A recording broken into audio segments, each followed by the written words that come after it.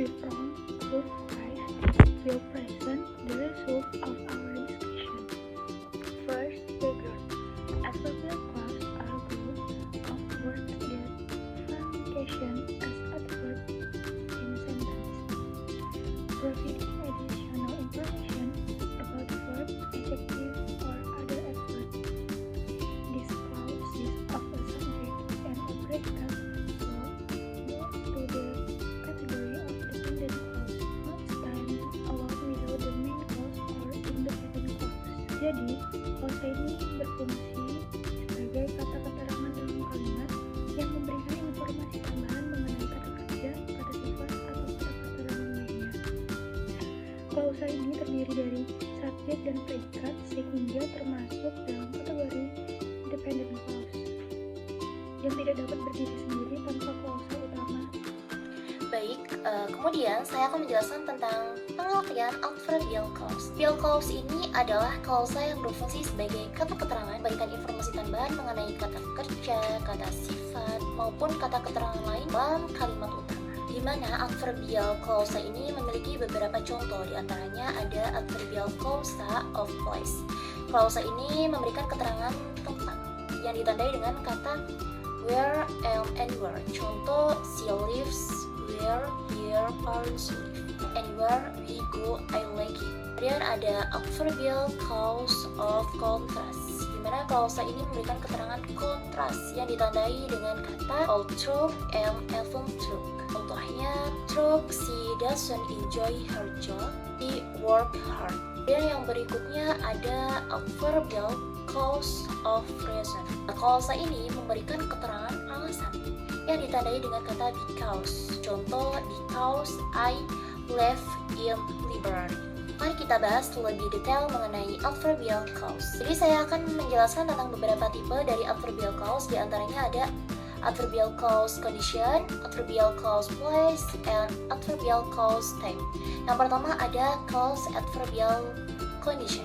Klausa ini menyatakan syarat atau kondisi yang harus dipenuhi agar suatu peristiwa dapat terjadi. Menjawab pertanyaan, di bawah kondisi apa? Nah, kata penghubung dari adverbial clause condition ini ada if, jika, unless, kecuali jika, profit, that, dengan syarat bahwa, in case, jika, kemudian ada as long as, selama, dan yang terakhir ada on condition that, dengan syarat bahwa. Di mana contohnya adalah if it rains, we will stay inside. Yang artinya jika hujan, kita akan tetap di dalam. Kemudian contoh selanjutnya, unless you hurry, you will miss the bus. Kecuali kamu bergegas, kamu akan ketinggalan bus. Kemudian ada provided that you pay on time, you can borrow the books. Dengan syarat kamu membayar tepat waktu, kamu dapat meminjam buku-buku itu. Tipe yang kedua ada klausa adverbial place. Klausa adverbial place ini berfungsi untuk menunjukkan lokasi atau tempat di mana suatu peristiwa terjadi. Menjawab pertanyaan di mana. Nah, kata penghubung dari adverbial klausa ini itu ada where, di mana, dan wherever, manapun. Contohnya, yang pertama, she went where he told her, yang artinya dia pergi ke tempat yang dia beritahukan padanya. Kemudian ada wherever you go, I will follow you. Kemanapun kamu pergi, aku akan mengikutimu.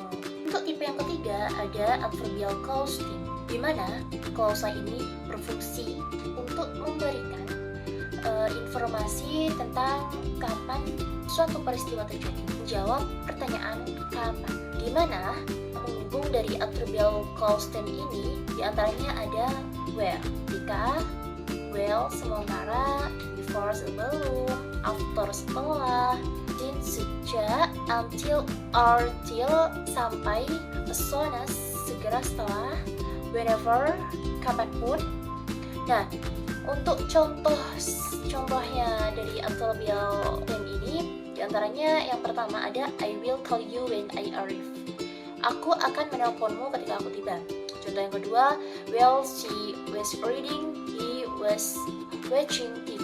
sementara dia sedang membaca, dia sedang menonton TV. Contoh yang ketiga, we will eat after we finish the work. Kita akan makan setelah kita menyelesaikan pekerjaan. Next, tipe yang keempat yaitu type reason atau klausa tentang alasan. Klausa ini menjawab pertanyaan mengapa mengenai suatu tindakan. Klausa ini membantu memahami hubungan sebab akibat antara dua peristiwa. Kata penghubungnya sendiri dari because, science, and us. Contohnya, because it is raining, we stayed indoors. Artinya karena hujan kami tinggal di dalam rumah. Nah, di sini adverbnya itu yaitu because. Contoh yang kedua itu that you ask, I will tell you truth. Artinya karena kamu bertanya, aku akan memberitahu kebenarannya. Tipe klausa yang kelima yaitu types causation. Kelima menunjukkan kontras atau pertentangan antara dua pertanyaan. Ini mengakui adanya halangan atau rintangan, tetapi tetap melanjutkan pertanyaan utama. Hubungannya sendiri terdiri auto, faith, itu, dan there.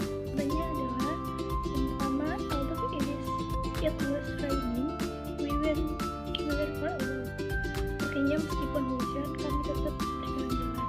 Yaitu katanya itu yang auto.